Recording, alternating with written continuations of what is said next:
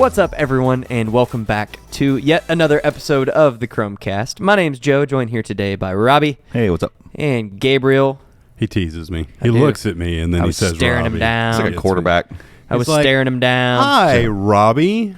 Oh, sorry. And we got Paul and we got Dan. Some of you who watch the video version, or if you just listen, you might notice that we don't have Andy Cam. Yeah. We're big sad about it. We are. But Andy Cam has moved to more of a contracted role. And he's still editing the podcast. At least he's editing this week. Last week I edited it, and I missed having Andy Cam. Fair enough. Last week we filmed the wide shot right here on a Pixel 7 Pro with Filmic Pro. That's a great idea in concept. And I clicked into the app and chose 30 frames per second. 30. False. 30 was what I thought it would be. It was. It was. The Sony, who I put at 30 frames per second, was at 29.97.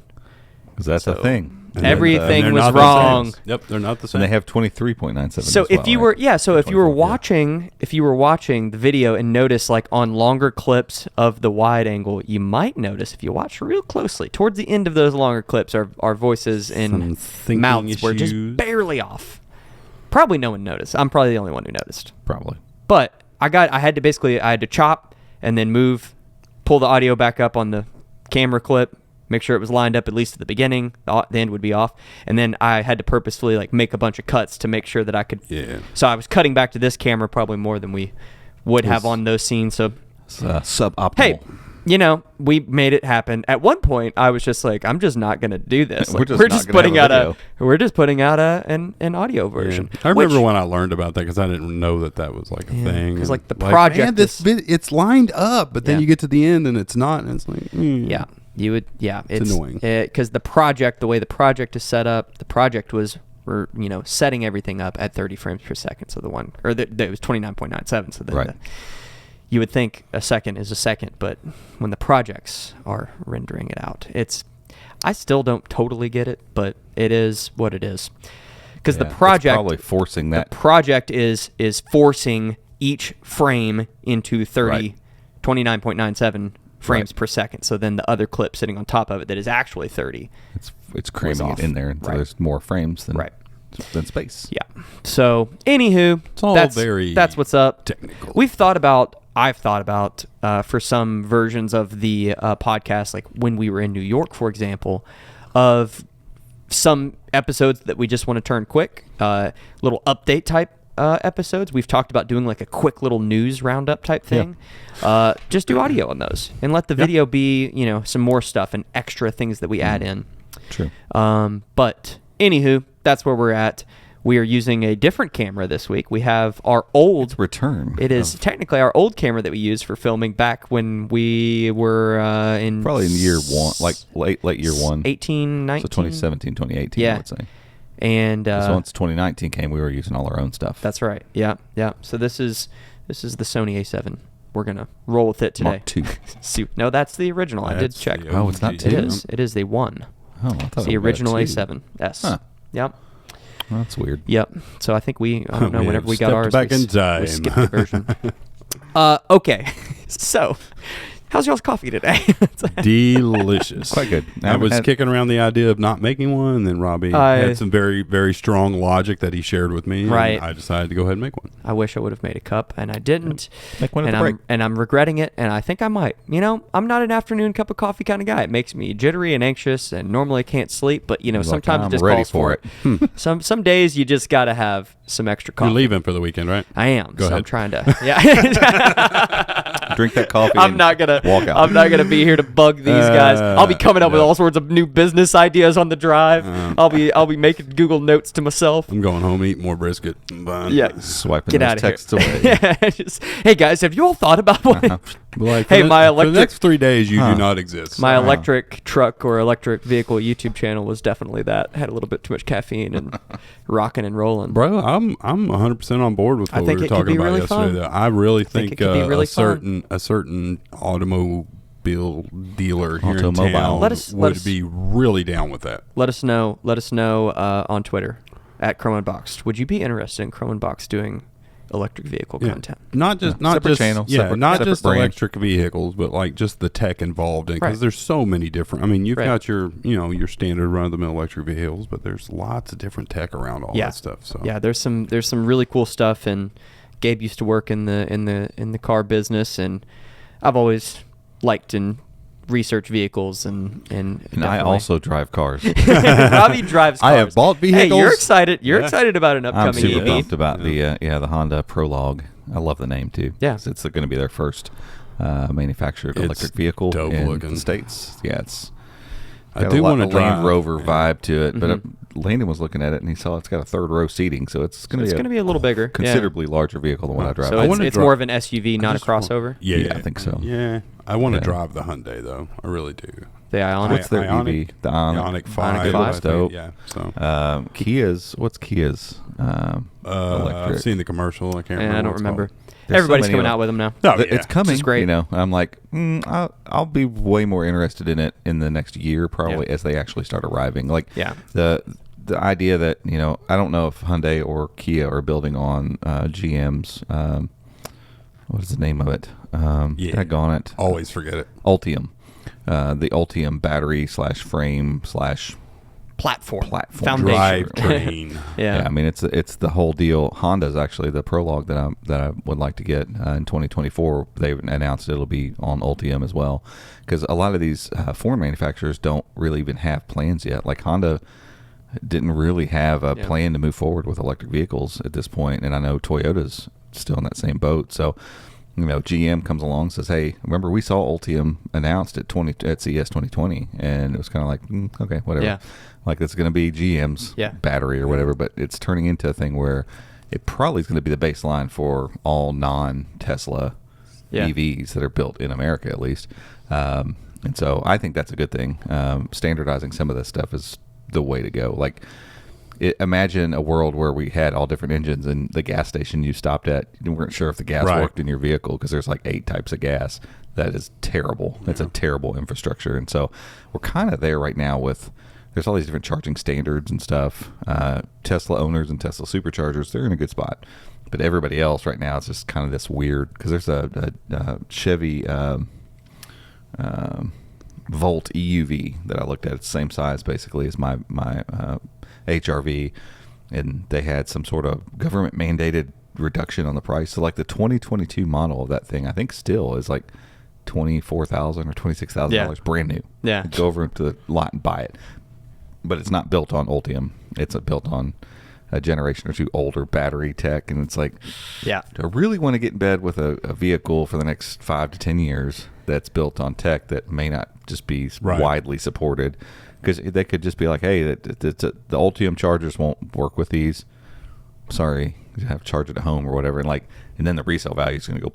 Yeah. And so I'm just like, I'm gonna wait till, if I'm gonna get something that's not a Tesla, I'm gonna get one that's Ultium. Yeah. Just so that it's part of what seems like it's going to be the bigger standard, because GM's already announced the Equinox, the Blazer. There's a third one too, a smaller one.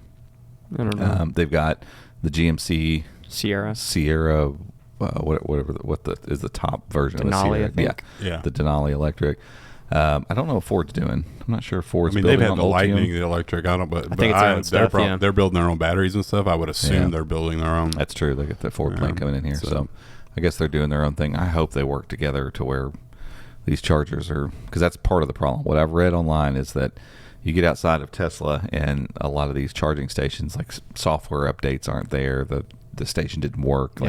And so, I mean, it's not like you've got 20 to choose from. Right. You might not have another one for another 50 miles. So it's like, that's a scary thing to me. Like, I'm not interested in getting involved. That's why I feel like hybrid stuff, technology is still more sustainable right now. I mean, the future of electric cars is bright, and I mean, as long as it's sustainable for like the planet and stuff, I definitely think that's the way it's going to go. But Toyota leaned heavily into hybrid. I think at one point in time, I think they had a hybrid of every vehicle they made. They were all about it. Yeah, and they had their hydrogen tech there for a little while too. Did you see Hyundai Australia somewhere? I think it was Australia. They just launched retail the first hydrogen powered car a couple weeks ago. And where do you get hydrogen to put in it? At a hydrogen pump. Hydrogen pump.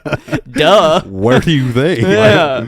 if you're going to have hydrogen, you need to put something in that dude that separates water and gives me the hydrogen out of water. So I put water in my car and it runs on water. But that's, I mean, it's 100% full clean burning and all that stuff. Yeah. I don't know. I think the steam pump. I'm seeing my thing with these electric vehicles and maybe even trying to get into a space where we create content around it is you see a lot of tech, creators who are getting these vehicles to review. Yep. And I think it's because these manufacturers are realizing like so many, I think of at least the early adopters on Tesla and on a lot of these other electric vehicles are people that are fairly, tech heads. A little more technically bent. Yeah, exactly. And so I think we could maybe provide some value there and Sure. also having a little bit of some car background could be really a different sort of take that maybe others aren't. I was with Ford when they launched their first, the C-Max.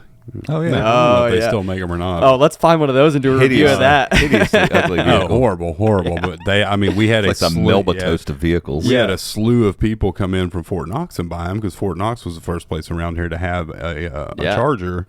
Swope Nissan had one on their lot, but then Fort Knox put in like 10 of them up there, and we had a ton of people because back then you could get the big rebates and all that stuff and everything. But remember having a first customer coming in needing a battery replacement. It was like, you want to just go ahead and buy a new one because it's going to be about the same. That'll be key too, because there's been these horror stories going around of people needing battery replacements on electric cars, and it costs more than a vehicle, and it's like hopefully stuff like Ultium and even if Ford has their own thing, if it's done at scale, like it's not as big of a replacement versus what the stories that are going around now. Yeah. There's some kinks that have to be worked out for sure. But I'm gonna get me a Tesla and I'm gonna put some solar panels on top of it. Yeah, sure. Did you see that guy that he does like all these 1,400 miles or something? Is that the one you're talking about? He did 1,800, but he basically rigged a generator in the back of his Tesla, and it would crank while he's driving down the road, generate electricity, and push it back. He made it 1,800 miles without a charge. I mean, but he said it was horribly loud and an awful experience. Yeah. But honestly, I mean, the day do it. It seemed futuristic, but the day will come where we come up with some sort of fully self-renewing energy source, and that was you get in your car and you just drive, and somehow, whether it's solar or whatever, hydrogen splitting atoms, quantum theory stuff, it's just going to go forever.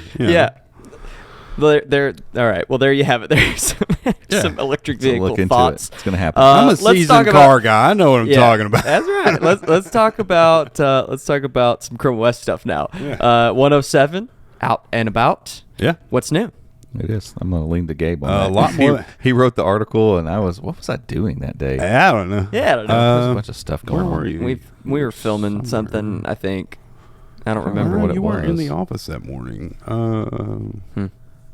Who knows? We'll never know. This week has been a blur. Yeah, we'll never know. It's been a weird week. But anyway, because I remember writing it and thinking, because I wrote Chrome 107 last week, and there wasn't really much in Chrome 107, and as far as we knew, really wasn't expecting much out of ChromeOS 107, but there were quite a few things that off the top of my head I can't really seem to think of right now. It was really great. Yeah, there was some good stuff. Awesome, but this week has been so just all over the place. I've driven like 250 miles this morning already because I've been back to my house 3 times. Pull up the article. I'm pulling it up. Yeah, pulling it up. So it's my birthday today, so I shouldn't have to know anything. That's not true. If you're listening to this, it is not his birthday. That's right. Yesterday He's a liar. It's my birthday right now, though. Because you're a liar. It's my birthday now. At this current moment, we read a lot of things. Here it is. We do. Yeah, there we go. Good content off. Oh, camera framing. There we go. I'm just gonna let you scroll this. You'll probably remember them. Hey, I know the guy that wrote this. Hey, who wrote this? You've been looking up lenses? Yeah. No? Nope, that's that locality thing. Yeah, I guarantee exactly he has. It is, I 100% have. From our IP address, so it's like, I bet you might like this you too. Like this you stuff need a too, Sony don't lens. you? Wrong. Anyway, wrong big Google. ad for Sony top portrait lenses from, it doesn't even say where it's from, so it's probably from Sony. Anyway, camera framing. So, didn't expect this until 108, but if you have a device that is capable or the camera is capable, it does framing. So when you're in the camera app or Google Meet, anything that's using the camera, whether it's photo or video, there will be a little extra setting in your settings menu that shows up only when the camera is open. You click it, it will zoom and center you in the frame. And finds your face, puts it in the middle. Yeah, so I updated the HP, the Dragonfly, and clicked it, and sure enough, it does it. It's not dynamic. You click it, it does it once. I'm hoping that future updates will allow it to move with you. But this is probably geared towards people that are sitting at a desk, they're taking a call, they click it, it's centering their face. And it worked really well. Plus, the HP has a better than average camera on it, which doesn't hurt. So, yeah. Lock lid without sleep. I had to ping Robbie about this one because I was like, I thought that was already a thing. So your device, you can set it to lock when you close the lid, but when you do that, it's still going to go to sleep eventually or power off depending on which settings you have. So this is going to be geared towards enterprise devices. If you're running an SSH server or you're doing something that you want your device to continue doing what it's doing, you'll have to have the settings set correctly, but when you close the lid, it will lock it for security purposes while still allowing whatever background stuff to continue running. So what was it? You had remote desktop, I think. Was and that would be for ChromeOS, because remote desktop, remoting into a Chromebook, if you really stop and think about it for a second, doesn't even make any sense. No. Because it's like, why would you want to set that up? If you had a Chromebook to remote into your other Chromebook, just sign in and all your stuff's there. Right. So that's silly. But you can do it for remote help. So, I mean, for those situations, it would kind of work. But it's that same idea. Like, if you needed access to that device with the lid closed, or even, if you had something running where you could remote in and ping it to do something. So that's where SSH comes in. Mm-hmm. You don't have to leave it open and the screen going all the time. You can just shut it down. And you think about like developers and stuff that might be running like headless programs and stuff on their end. They can have a Linux window open, run that headless server, close the lid, walk away, and it's going to keep doing what it's doing, and the company's not going to shut down and fall apart. I'm like, man, Jim closes his Chromebook again. The company just went down. So. Anyways, the rest of it is, we'll get to I'll let Rubby. If you missed that was in last week's episode. It's Rubby's birthday. Recent file filters, it seems minimal, but it's really, really useful. So when you open the Files app, there's a recent tab at the top. You click that and it shows you, obviously, recent files that you've had open or used or downloaded and whatnot. They've just added a filter across the top so you can filter images, documents, whatever. Super handy, especially if you're in the habit of downloading a lot of photos and things like that. And you're like, I just need to find this PDF. Click it. You filter. I will say holding space or tote or whatever they're calling it now. I used it all the time because that was the easiest way to get to the stuff that I was just now messing with. Man, I wear out the holding space now. I mean, it's constant between it and the ability to see my photos from my phone. Like, I just never even bother with the files picker anymore for that kind of stuff. It's so awesome. All right, it went away, but the ad before that was a Chevy Silverado ad. Just saying. It's listening. It wasn't electric. It's listening. Yeah, so. Anyway, all right, Desk. This is probably the biggest one for a lot of people because Desk was a really exciting addition. Desk essentially just gives you virtual desktops, so you can have different apps open in different desktops. You can now save those desktops for later, and if you save them and close them, then you can reopen that desktop later, and all of those apps will reopen in that desktop. But they've also added a merge option, so if you go into overview mode, looks like the little pages icon on the top row. You click that, it brings you into overview mode so you can see everything that you have open, and it'll show your desks across the top. There's a close icon, but now there's a merge icon. If you merge it, it will merge it to the desk immediately to the left, and then it'll delete that desk, which is super handy because you're like, I want to keep this stuff, but I don't need it in a separate desk anymore, whatever. And the fact that they keep adding more stuff to virtual desk tells me they're seeing metrics that a lot of people use. Yeah, because did you write the 16 the other day? So that's coming. They're adding up to 16 virtual desks which now. Is mind-boggling. But it's more than I need. Yeah, after our trip to Zoic, I know people that might use it. There were guys in there that had, one guy had 6 monitors set up. Oh, yeah. Yeah, and I mean, I use more virtual desks. I'll get like 6 or 7 going if I'm just on my Chromebook, like if I'm at home writing and I'm going to because you don't have that real estate. Yeah, so I don't want like having WhatsApp and Discord on one page, like both of the interfaces of those, if I half screen them, like if I'm on a big like 16-inch Chromebook, no big deal. But if I'm on like a 13-inch Chromebook, it's like, these need to have their own page, and so I'll just full screen them and put them in a desk and swipe through those. And so it's like, you're lining up all your virtual monitors and just sliding them into view. It's a whole lot easier to use. So I could see people getting into 10, 12. 16 seems like a lot, but it's like, how are you gonna remember what all you've got there with 16? I could kind of see it though, like if you were in a position where a workflow where you move one thing to like the next, maybe Josh, where you deal with a lot of different clients and you need to keep that stuff siloed. And you're not. I mean, I could see that. You can, in the overview mode, you can grab those desks and rearrange them, so you can leave them over there, and it's like, cool. I want to work with these. I'm going to grab that over. Yep. Pull these over here. Yeah. I mean, there's a lot of ways to do it. It's a super productive It's not like feature. you're necessily using all of those desks all at once, but you could create them, have them there. Yeah. And same thing. Like I'm thinking about, whenever I was working with a lot of clients at marketing company, like being able to have those kind of that workflow set up on that desk, and now when I'm working with them, pull it over. And it's no different than anything else. Like, if you've never used it, you need to probably try it out and see, and you might figure out like, oh my God, this is super helpful to use this. It reminds me of like Google's Inbox for email. Yeah. Like I remember I pushed back on it for, I don't know, I bet at least a year solid, where I was just like, this is dumb. Like, this is a weird way to look at my email. I don't know about all this.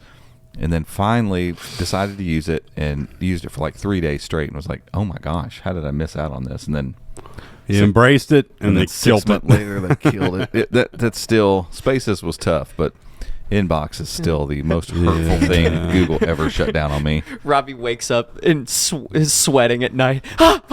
Where'd it go? Where'd it go? Inbox. That's great. I was just using it. And nothing's ever come quite close to it, unfortunately. I don't know. It's one of those things I wish they'd bring back. I really wish they'd be like, you know what? It seems like people still, even years later, are really missing this. Let's bring this back as a Gmail, add-on or something. Sure. Just because it wasn't like functionally, it didn't do anything different than Gmail does. It just presented all of the info in a very different way. Right. So like, give me a flip switch. Let me go to that mode. Right. Call it something else if you want, but just bring back all that stuff. They never did. Are you still using your extension? No. I just the cleaned up Gmail is good enough, and I was like, I got tired of Gmail would change the extension, and simplified Gmail is still good. It's a cool thing, but it's like, Gmail's got to be fully devoted. They've cleaned it up enough that I'm like, okay, I don't. It's just one less thing I got to think about, and I don't spend that much time in Gmail or in email anyway. Yeah, try to avoid it. I select all, delete. I'm like, hey guys, did you all get that email I sent you? They're like, what? Yeah. What email? Sure, what? Sure did. We have emails? Oh, I got plenty of emails. Tons of email. And in the desk, we mentioned this, save desk. So you save the desk, it actually closes it out. But then when you go back to overview mode, you'll see a thing that says saved for later, which is really cool because it shows you how many tabs are open in it and the name of it, and you just click it and it reopens that desk. Very handy. So, and this, I'd never heard of this word, diacritics. No. Okay. Nope. All right. So diacritics. If you see like, I guess a tilde. Well, no, because the tilde stands on. That's the tilde. It stands on its own. But if you see letters in other languages that are similar to ours, but they have symbols attached to them, or they might look weird, like you have the two E's that look like they kind of had an accident and merged with each other. Those are just different types of characters from other non-English languages.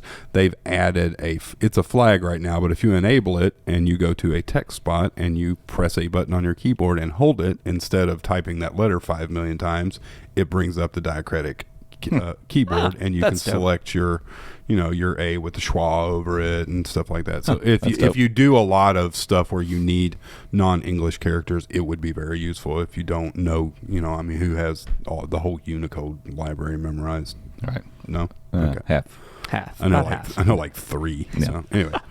So and I think that is about it. There's probably some other stuff under the hood. I would imagine with beta going to 108, there are probably some flags in 107 that we need to check out and play with. Some hidden features. Yeah, absolutely. But the 107 itself had a lot of stuff in it that we were not expecting at all. So. Yeah, and it's like stuff we've known is in the works or whatever, but because this more frequent update cycle, it's like they just wait till it's ready and then they ship it. Yeah, right. And which is so much better.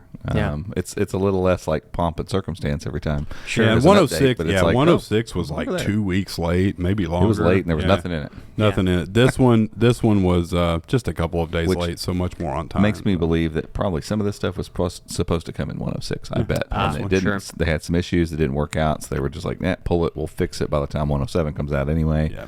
Just ship 106 so we can move on. Yeah. Because it showed up and it was like, cool, this is like 105.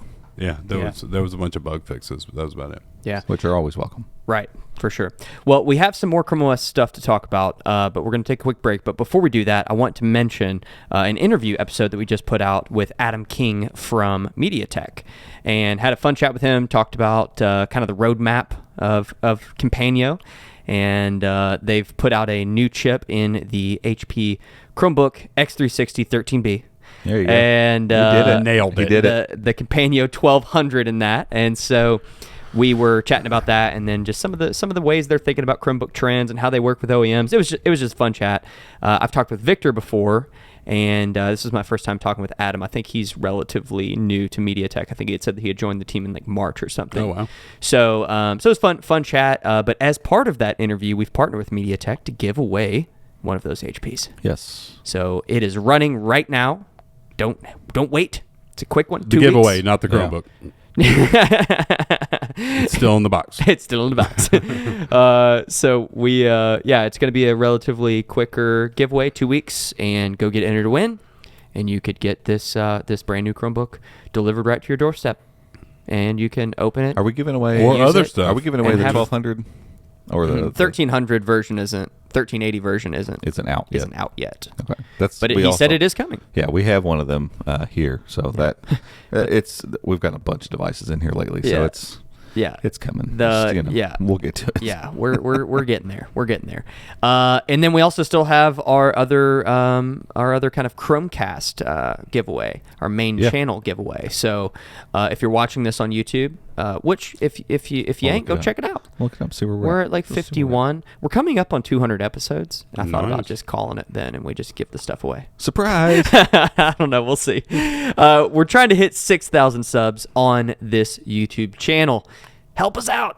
It's like we had a big wave of people subscribing, and then it's been steady, but we're getting there. 5.16 right now. All right, we're getting there. We're getting there. When we hit 6, we're going to give away 5 Lenovo Smart Clock Essentials with Alexa, and we're giving away a brand new Lenovo Chromebook Duet 3. How many subs sealed up in the box? What do we have? 5.16 thousand. Okay, what was the number? The average person has 783 Facebook friends. Right. If 5,000 people share that, that's 3 million people. Exactly. Here's the thing. Easy. Those are all made up stats, but you get the point. We've said this every time, but the number of entries, how many entries can somebody get? Like 19 or something like that? Something like that. Yeah. There are 122,757 total entries. Lots of entries. Even if you divide that by the full 19, that's a lot of people that are entered that didn't sub. Clearly, that didn't subscribe. So please go subscribe. We're gonna remind people everyone, to go subscribe. We're gonna send out a reminder. If you've entered to win, just go do it. It's easy. Just click the subscribe button. Yeah. You can unsubscribe later if you want. Just unsubscribe later if you want. If you get tired of us, just unsubscribe. Tell your dog to subscribe. He ain't doing nothing. He's just sitting around the house. We just want to hit the number so we can get the dang thing away. We just want to send it out the door. All right. So 2 giveaways you can get entered to win. Go check them out. Linked down in the show notes and in the video description. Okay. Quick break for an ad, and we'll be right back.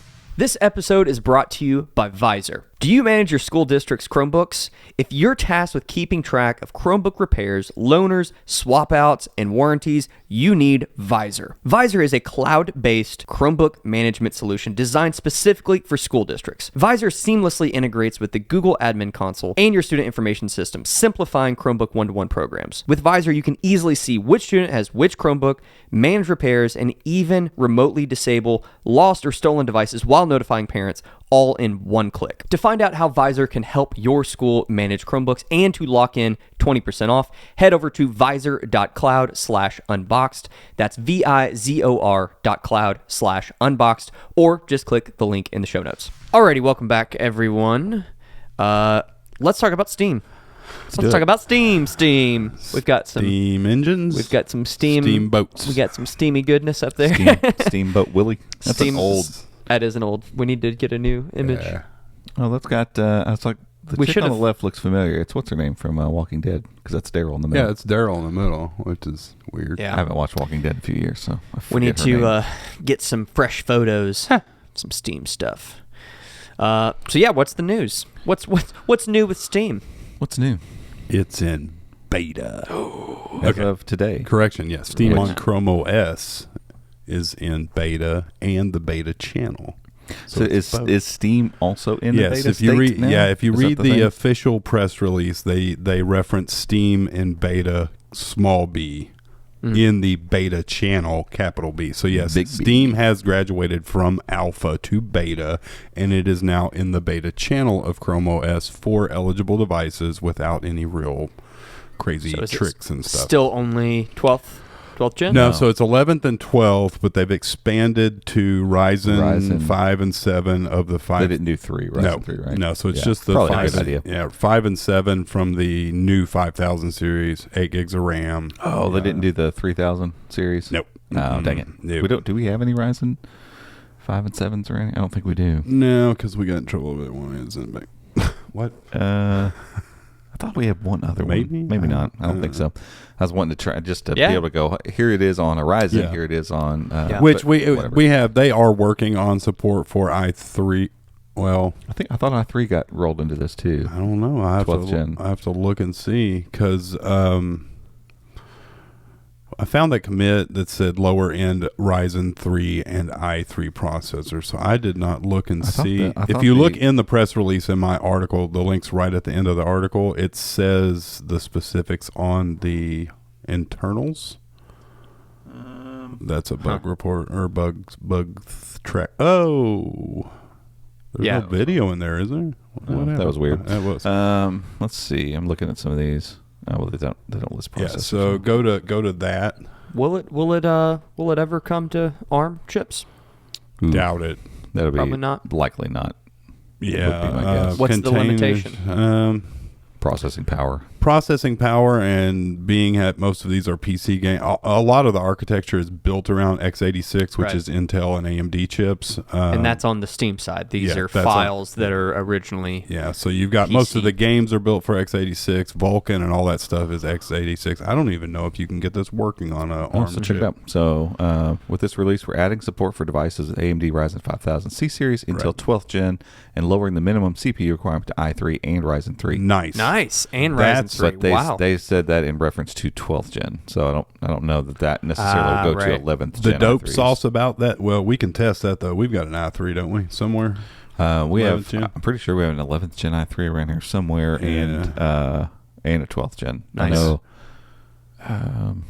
12th gen i3. What was there something we sent a bunch of stuff back recently? Oh, it's the 16-inch Asus. Yeah, I was like, I remember you mentioning it recently. So the dope thing though is if they have extended that to i3 12th gen, that new Lenovo gaming Chromebook, which is geared towards cloud gaming, but still, it's an i3 128 RGB keyboard. All that. It's $399 at Walmart. What was the deal with the price on that? Did it go back up for a little bit? Well, I thought they raised the price. So on Walmart's site, it has a slash through the retail, which is like 600 something. Lenovo's press release said the retail was going to be $599. We were told from Google $399, $499, whatever. So they've been selling it for $399. So that's a sale price. Now Walmart sold out of it, but in case you don't know this, Walmart has third-party resellers just like Amazon does. Some reseller bought a truckload of them and was reselling them for $550. Okay.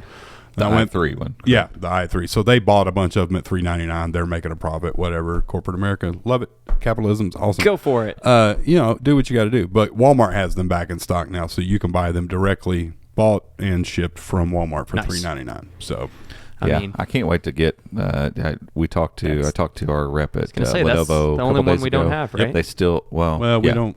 Yeah, we got the Asus. Oh, yeah, that's right. I'm in the process of reviewing it. Did we unbox it? Yeah.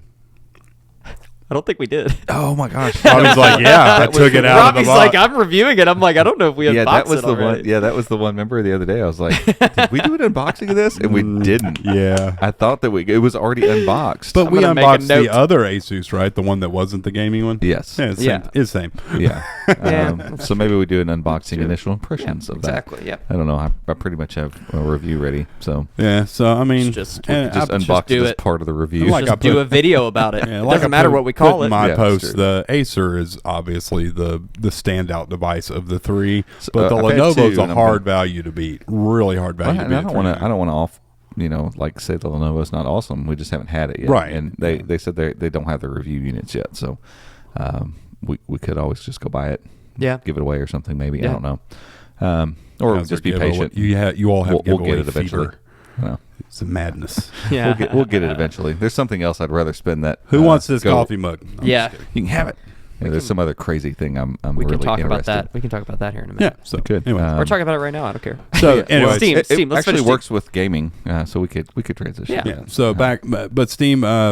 In addition to moving to beta and the beta channel, you don't have to have any weird token or anything, which it was cool. And they even gave a nod to the, because you would open a cross shell and you would put in insert coin and whatever, and it's a little 8-bit arcade game. Which was kind of cool. It was cool, but they did away with that. And all you have to do is enable the flag and it's there. But they have, they've done some major improvements under the hood, one of them being power management. So the CPU overhead is a lot lower for Vulkan and DirectX now, so you're not going to lose it's going to manage the power better because as they mentioned, there's nothing worse than playing a game and then all of a sudden you've got a notification that says, hey, your battery's about to die and you just lost all your progress.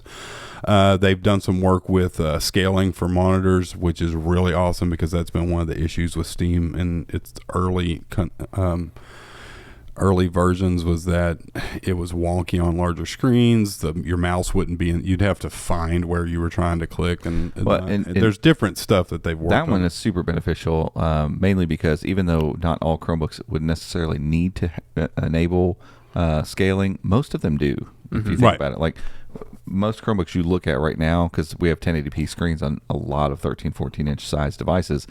Well, if you run a 13 or 14-inch device at full resolution 1080p, everything's pretty small on the screen at native resolution. So Steam is in the container running native resolution inside of ChromeOS running at a scaled resolution, and so I think they can make up for that now, which is good because it was a lot, especially on some of the 14 to 15-inch devices at 1080p or some of the Quad HD screens. You run that stuff native. Everything on the screen is so itty bitty tiny. It was really a strange move back and forth between the OS and the gaming experience. So it's good to see. Yeah. So, and I'm anxious to try it out and see if I can notice the difference between now and what we experienced a few weeks ago. Because they said they've tweaked the GPU rendering, obviously support for newer devices. They've added some devices to the list. The new Vero is on the list, which is cool. That's dope. Acer's little it's a powerful green device is I do like there. that Chromebook. We just got our review unit in, so the one that we've had hands on was a pre-production. Yeah. So we've got a full blown unit in now that. It's in the queue. So there's a huge change log of stuff that they've tweaked and updated. That battery notification one wasn't showing up when you were in full screen mode. Now it is. That way, if you're playing Steam games, plug your computer in. Yeah, let's be honest. Just do it. But there might be times you're out and about. I did see this. It says Intel 12th Gen Core support. Okay. Were they not? I thought the initial support was for 12th gen devices. No, it was 11th. Yeah, because remember we had a 12th gen. What was the first 12th gen device we got? The Flex 5. Yeah, because we tried using the token and it didn't work, and then there was a commit that said there was a different token then there was a super token that would allow any device. That's right. 11th gens were the first devices to get them. Yep. So because the only time I've really tried to install it and install some games and play was on a 12th gen device a month or two ago, and it was pretty stinking janky. Like it was bad. Good. And so that's cool to see. I mean, it's a long list of things that they have changed, fixed, and they've been putting in some work. They have. They added 50 new titles to the recommended list, which the recommended lists are just ones that they've tried, they've tweaked some things, and they're saying, hey, these games run well. It is. We've said it 100 times with our videos on the Steam Deck that we did. It felt like we just talked about Steam Deck a lot for a little while there, but they have great. It was great on deck. I think was the section of Steam when you loaded up the Steam Deck. It was stuff. Hey, we've tested, we've tried, we know these work really well. It's the same concept. Mm-hmm. The reason we talked about Steam Deck so much is because this Steam experience is going to be so similar, right, in execution to that. And so, and they are with the beta opening up. They're asking for more people to join up and play and try, and they want your feedback because they can't squash bugs unless they know they're there. And a lot of times it may just be as simple as the game developer tweaking something, or them just saying, "Oh yeah, let's fix this because that thing's not working." Right. And they've made a slew of improvements in a very short amount of time. And with more people on board, more hands on deck, I mean, we realistically maybe Q2, Q3, C of next year see this a thing. Yeah. Wow. Yeah. I was super excited to go try it, so I got the Acer out and flipped the flag on, and by the way, there are like 8 Borealis flags. Don't touch them. You don't need to mess with those. Yeah. Just the enable Borealis, which is the code name for all this. Do we ever figure out where that came from? It's from Half-Life. I'm 99.99% sure. It's a Valve game. It's a Valve franchise of games that are built off of Source. But Borealis was a ship in one of the games. So that's what I'm going with. Yeah. But turn that on. The icon shows up. Click it. Steam install comes up, and then I got an error, and I was like, "What's this?" And so I tried it. Restart the Chromebook, tried it again, turned the flag off, turned the flag on, went through a bunch of stuff and kept giving me the error. And the game found a thing that said, "Hey, look, we're rolling this out over the course of," they didn't say how long. Well, yeah, it said, so they updated their press release after I published the article this morning. It said, note, there's downloadable content that has to be downloaded in the Steam container because it's a container just like Linux is on Chrome OS. So even though you update to 108 on beta, there's still some content that has to be downloaded for the Steam container. So they said in the coming days, it could happen right now. It might be a day or two before. I'm going to try it after this podcast. Oh yeah, give it a whirl. I'm super excited to see, because I think that the Acer is going to be a perfect testing bed for this, because it does all of the things that they've kind of fixed. Yeah, 12th gen processor, but it's got Iris Xe graphics. It's got that 16 thread processor, so it's going to be a higher end processor. Oh, that's right. It's the P. Yeah.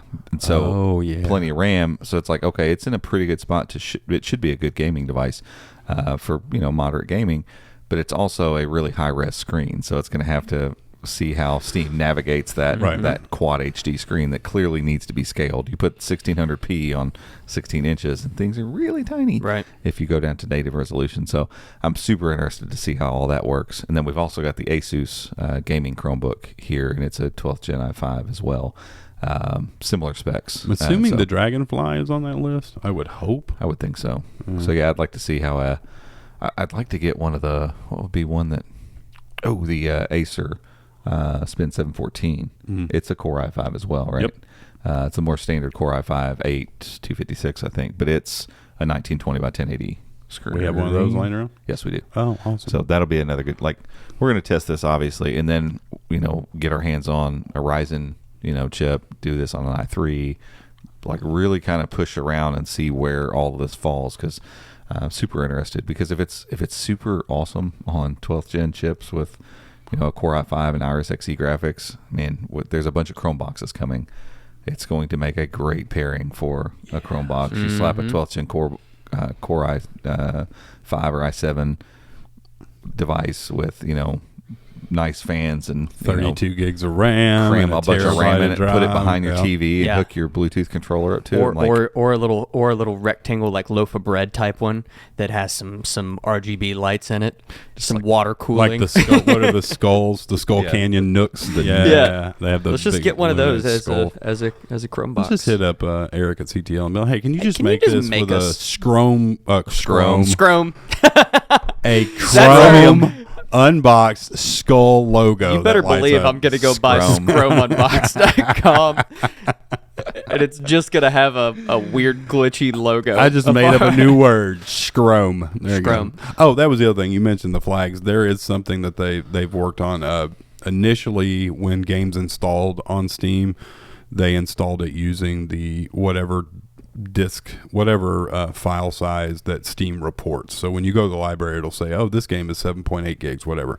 that's the file size that it allotted. But most games have downloadable content, add-ons, updates, all that stuff. Right. So they've added ballooning, disk parsing, and disk parsing, and scrums, and ballooning. Yeah. So the parsing, all that does is it makes the disk storage more efficient, and then ballooning, it will just automatically resize as it needs to. Obviously, there'll be a cap if you start encroaching on your disk space, but it will do that automatically, so you don't have to reallocate your disk. Yeah, it'd be dope if down the road they allow for games to be stored on external stuff. That'd be great. But I mean, they'd have to put some limitations. It'd have to be like a high-speed USB drive, or a really high read-write SD card, because obviously you don't want to play games off of a crummy drive. But it'd be cool if, like, some of these Thunderbolt drives that we have that move data so fast, like, cool, I've got all my games on here, I'll plug this in, and I don't have to worry about, like, I can only download one game at a time on my 128 gig Chromebook, because some of these games are big. I mean, 50, put some account level DRM stuff in there, that way you can verify the games are either free or they belong to you or whatever. They figured out Steam in a container on a Chromebook. I'm sure they can figure out external storage. Google just rolled out their own they deprecated Widevine, and there's the new DRM stuff coming out, so I'm sure that they've got a grasp on how to do that. So the one thing we hinted at earlier, let's chat about it. So, why not? It wasn't on the list of things, but we're going to talk about it. Who cares? I'm putting myself on the hook. We're going to go get it. I'm going to order it. Do it. Or, well, we're going to reach out first, but if they don't come back, we're going to order it. What are we talking about? Gabe's like, what are we doing here? What's happening? We're going to give it away. Not giving it away. We're going to use it. We're going to play with it. So Nreal is a company that created AR glasses, I don't know, I want to say 3-4 years ago. They were at CES. There was only a handful of people that covered it, and they haven't been available in the States. But I've wanted to try them for years at this point. And I don't know what version they're on. Did we go to their booth and see them? No, I've never touched them. I think I'm thinking of, I think it was Asus or someone else had AR glasses. There were a couple other ones. They were a little derpy looking. Samsung had the AR Ride. These look like sunglasses. Yeah. I mean, they're very small. And they have one cable that comes off, a C cable, and you hook it into whatever you want to use them for. Now, granted, they have an Android app, for instance. If you have a device that has, and it might work even without DisplayPort out, like through their app, they might be able to do this. I don't know. I've not messed with it. But the idea being, you hook them into your phone, and you've got quite a bit of an interface you can kind of mess with just with it by itself without having to kind of noodle around on your phone. But they're available now in the States, and it says on the product page, like, if your device supports DP out over USB Type-C, which is what Chromebooks do, it's DisplayPort out. It's pretty standard. Because they also they say, like, you can use this with your Nintendo Switch, and you can use this with all this. Well, it supports DisplayPort out, right? And so the idea being, you could hook this into whatever, and you get, I want to say it's 120-inch screen equivalent at X amount of feet away from you, virtually, just in space. That is augmented reality. So you're not going to get a bunch of AR experiences with your Chromebook. I don't think there's anything built in that would do that. I mean, there might be some web AR stuff that would work, maybe. I don't know. But I don't really care about that. What I want it for is to slide these glasses on, and that becomes my extended monitor, because that's how ChromeOS will see it. It's going to see it as whatever the resolution it's rendering on this quote-unquote screen that's in front of your face. And the thing's $380. So if it's usable, if it's a usable floating display, that would be really cool, to get rid of a secondary monitor and just sit at your desk and as Robbie pointed out earlier, to play GeForce Now. Yeah, GeForce Now or other Chrome games, or what sort of, like, anything that you want to do. How does it adjust, and can you set brightness and stuff? Because I've seen some of these videos, and it's hard to tell when it's on a video. It's impossible. Yeah. So how do you set, like, brightness, and how does it? Is everything other than your screen darkened, basically, or does it set the display out just in front of you? Just be out floating, like Minority Report. So, like, and it's ideally, I'd have to read some reviews and stuff on this, but ideally, I know with Lenovo has some AR glasses that they sell to enterprise, right? And the idea being, this is your second and third monitor, like, that's what this is for. Well, the idea being, it's AR, so it can actually still track the room enough to keep your monitor in space. So if I set my monitor here, for instance, when I look over to you with these glasses on, the monitor's not following my viewport. Right. So I look at you and I can just see you. I look back over here, my monitor's still here in space. Gotcha. No different than AR would work on your phone or whatever. Like if I drop, Yoda in on the 3D model or whatever, and I put him over there on the floor, when I turn my phone over here, he stays over there. He stays over there in that space, in rendered in 3D. So hopefully that's the case. Hopefully they've been working on this for years. So hopefully it's and again, it's meant to work with an app and all this kind of stuff. So using it just as a extended display, I'm not sure how it works. That's why I want it. We're going to find out. I've wanted this for a long time, like to try some AR glasses and just hook them into a Chromebook and see, because if I can get an extended display without actually having a display, oh my God, can you imagine? Like, you would be able to carry an extended display around with you in your bag. Like, I know it looks super nerdy to pull this out. I don't know. They don't look that bad. Yeah, I don't know. You're sitting in the coffee shop just staring off into the distance. You're not like reaching around and touching that stuff. Guy? But I mean, imagine like you plop your Chromebook kind of over here to the side as a secondary display, and then you project your it's a way more practical application than having something that you're interacting with out in front of you. You're actually just it's let me pull like them said, up. No different than having your external monitor right in front of your face wherever you go. Yeah, so I found them here. This is the listing on Amazon that I saw, like a news report, just saying, hey, look, these things are available in the States. I'm like, that doesn't look bad. No. Can I zoom? Nope. Amazon's like, no. Zoom. Cool. No, you get no zoom. I didn't want to zoom. I didn't want to zoom anyway. So it's I don't know. I'm probably idealizing these things, and in real use, they might not be that great, but it looks really awesome. Let's set our expectations very low. That way we're blown away. I want to be excited. Oh. I'm going to have to read some reviews. Maybe there's some people that have had hands-on with it already, but surely to goodness, as long as they've been working on these things. Yeah. So these are the Nreal AR or Nreal Air. Air, yeah. Whatever that means. I don't know. But it says I don't know that I've seen any with reviews or anything. I've seen like the stuff at CES, like hands-on. Right. Yeah.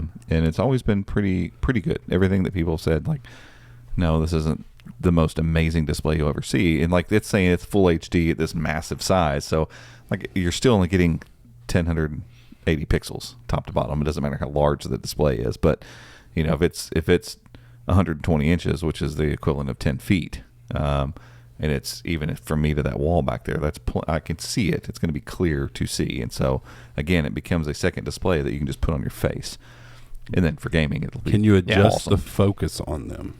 I don't know.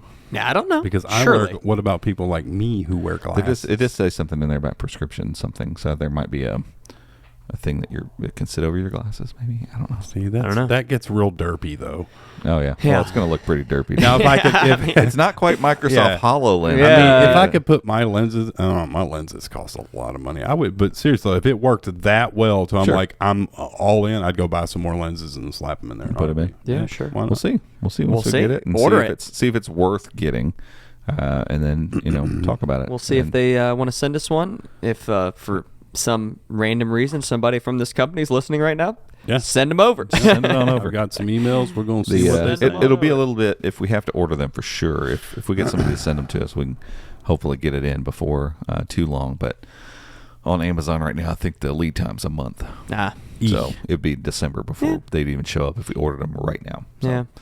But it'll be a little bit of time. But I mean, it's way closer than back when I first saw them. Yeah. It's like, well, they're not even in the States. Like, I'd have to import them or something to get them. So super interested because, again, Lenovo's, for instance, I've never tried them either, but they might be better. They're in their second generation of their enterprise version of this, but they're like $3,000. It's a tenth of the price and much smaller. So, I mean, if they work, like the idea of being able to put a mobile second monitor in your pocket, and then some of the other things. I mean, imagine being on a plane. Yeah, right. Having a nice huge screen in front of you. You sit back and watch it. Put your earbuds in, and you're at the theater, baby. Sit back and relax. That's the dream. Awesome. I remember seeing those things in like the Sky Mall magazines when I was a kid, and I thought, this is the height of luxury. It was a probably terrible experience, but if I would have had that, I wouldn't have gotten sick on our flight back from San Diego. I just would have. In my brain, like if I could put goggles on and sit in front of this huge bright screen and hook it into my stuff like that. I always wanted that. I really did. And it's the future. It's the future, apparently, according to Zuckerberg. Way in the future. Yeah, we're going to be living all in AR and VR. Okay, let's talk about a couple other quick things before we wrap up. Pixel Buds Pro, $150. Yeah, is that right? Yeah, and it's still holding. And at that price, it changes the conversation. Nice. But you've been gaming with them lately, correct? Mm-hmm. Yeah. So that latest update fixed the gaming lag. They're on par with any other device. I feel like their worth and value they've merged. 150 with the fixes that they've made make them worth it. Absolutely. Yeah, because like the earbuds that we kind of talked about in a video with them, like we did $40 earbuds against these, and like you're getting a lot of the same stuff, not the same fit and finish and all that kind of stuff. So it's like, be careful, $200 versus $40. That's a tough sell, right? But the earbuds I ended up landing on from that video for me were a little bit nicer version of they were like they're $80, 70 or 80, right? And so it's like, okay, 80 versus 200. Still, this is a lot cheaper, and I feel like they're more comfortable, and I get most of the stuff. But the pass-through is not great. So there've been some times we've been playing Apex, for instance, in the office, and it's just me and Gabe, and we got a third person, and I'm like, it's weird, chatting, he and I chatting in that chat in the game. Yeah, we've played with one person that we didn't know that was like, hey, this person was cool. Yeah, and they got stuck, and it was weird. Yeah, most times it's weird. And if we're in the same room, it's like, cool. I'll put on transparency mode. We can talk right here. Be like, hey, do you need this? Do I, whatever. And the I can always forget the name of them. Life 3. Yeah, there you go. Anchor Soundcore. Life 3. P3. I don't know, whatever. V3. They are comfortable earbuds. They sound good. I think the noise cancellation is very good. All those things are great. I still use them, but the pass-through is not great. Right. And in game, I have a hard time hearing outside. Like, it's like a 50% pass-through. It's enough that you could hear what someone's saying, but it's not great. Like, it doesn't do a good job. It's like enough to keep you from getting hit by a car if you're jogging. Right. Yeah. But you put an AirPods Pro or Pixel Buds Pro and you turn on that transparency, and it's like they're not there. Yeah. Like, it's really well done. I think the Pixel Buds Pro are better than the AirPods Pro. Should I swap my AirPods for some Pixel Buds? For that purpose, if that's like the most important thing to you, the pass-through? No. The pass-through is amazing on them. I still think the Pixel Buds or the AirPods Pro are more comfortable. But that's I prefer the 100% subjective. Yeah, that's not worth. The only time I ever had an issue with the Pixel Buds Pro was when I wore them for 2 hours. Yeah, I had them the other day I had them on for gaming, and then I kept them in and wrote an article. So I had them in for probably a solid 2.5 hours, and I did pretty well with them. Yeah. So I think if they would have done 5 sizes on the ear tips, I'd be perfect. My left ear's in between. So I think that was my issue. I just had a little ear fatigue because I think I need an in between size on my left ear. I looked everywhere and don't think that you're going to find anyone that makes a third party, because I could not find them. But I will admit the AirPods. That's the first gen ones, right? That we got. So we got some AirPods Pro, and I'm really digging them. I'm still not a fan of the sticks, but they're great. But I still think I would like the Pixel Buds because they're Pixel and because of the way that there's very little you can do with the AirPods Pro. Oh yeah, it's straight up. They're connected and noise canceling on and off and playing pause. That's what you get. The one thing I miss is, and I know this is a very small thing, but the assistant, being able to sit and hold and do the assistant. A lot of times whenever I'm walking, swipe volume controls are so good too. Yeah, and the swipe volume is fantastic. Just all the tap, anything you do touching the earbuds, Pixel Buds Pro are excellent. Yeah, like around the house, I would put them in, listen to a podcast or something, and just sit and hold. Hey G, play whatever, or just didn't have to say hey G, just hold it and say what I wanted to listen to, and boom, it's good to go. But I got some Google Store credits the other day, so now I'm like, you got Google Store credits? They handing out credits? They hand them out like crazy. Yeah, so if you are a Pixel 7, I think I guess it's just for Pixel 7 owners. I'm not sure. Yeah, anyways, I got an email from Google Store saying, hey, blah, blah, blah, share the love if you give this promo code. We wrote it up. Joanna wrote it up. I think so. Yeah, so you get a promo code. So you share it with a friend. They buy a 6A, anything from a 6A or a 7 or 7 Pro. They get $100 credit, and you get $100 credit, nice. And you can do it up to 10 times. Wow, that's $1,000. Wowzers!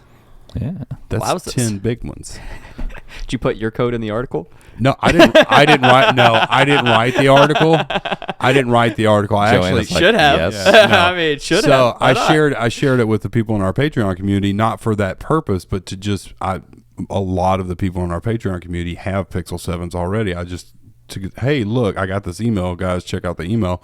Well, one of our patrons not long after was like, hey, I went ahead and ordered the 6A for me and my wife. I used your code. Well, I got an email today saying, hey, congratulations on your credit. Here's a new code. So I'm assuming they issue you a new promo code each time. That's smart. So, yeah. Well, speaking of the Pixel 7, there were some sales numbers that came out. Yeah. So in the earnings call, so it'd be a Q3 earnings call from Google / Alphabet. Sundar it was kind of a one-liner, but he said on the back of the Pixel 7, they had their best week ever of Pixel sales. Yes. Which is cool. It's awesome. Take it in context, obviously. Yeah. Pixel. It's not iPhone numbers or Samsung numbers. Yeah, it's not. Samsung numbers. But I would say, I bet after this quarter. I look back at that article where they had moved up into the number 5 brand in the United States, and the next one in front of them, Lenovo is in third. Motorola, they're the same company. There's somebody else. I thought they listed TCL, which is crazy really? Yeah, that's whatever. I'm guessing TCL whitelists or white label. Yeah, I just thought they were TVs and stuff.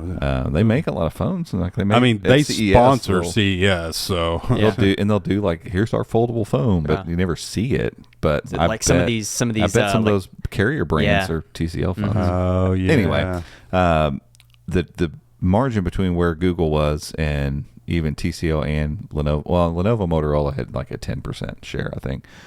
Google was like 1 or 2, and TCL was like 3. They can move into the 4 spot easily. Yeah. But I bet you they'll be way closer to that 3rd spot by the end of this quarter, after the holiday sales of Pixel 7. And anecdotally, I couldn't find where I saw this. I saw a conversation with someone. I thought it was in our Patreon, but I looked and I could not find it. Robbie dreamt it. It was a real conversation. That and Google Inbox. What he dreams about. Somebody said, I have a friend who works at a distribution, like a UPS distribution place. Oh, really? And they were trying to figure out what had come in and filled up their warehouse, basically, and they couldn't figure out what the thing was. They said it came from, it was definitely a Google thing, and they were smaller boxes.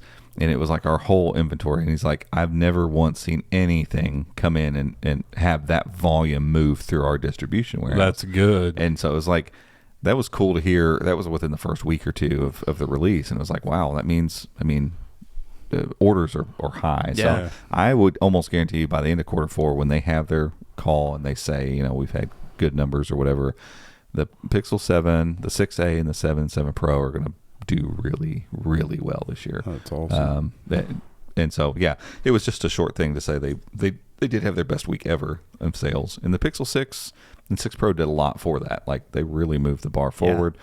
They were the best-selling Pixels ever. They had their best quarter in quarter 4 because of the Pixel 6. So they're making the right steps. Yeah. You don't conquer this whole thing in a single iteration of phones. Like, and to me, I feel like Pixel 1, 2, 3, and 4.